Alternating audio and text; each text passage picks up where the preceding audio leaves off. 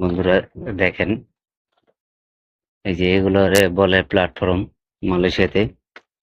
তো এটা এক এক সিট সিট আপনারা এই যে দেখতেছেন, এই যে এক থাক এক এক সিট রাখছি।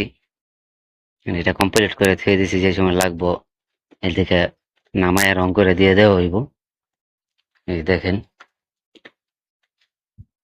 এটি যারা কনস্ট্রাকশনের কাজ করেন তারা অবশ্যই চিনবেন।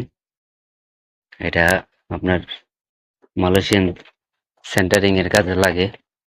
এটা একতলাতে না আরেক তলায় মাল উঠায় এটি দিয়া। এই যে দেখেন, এটি ফিটিং করতে হয়।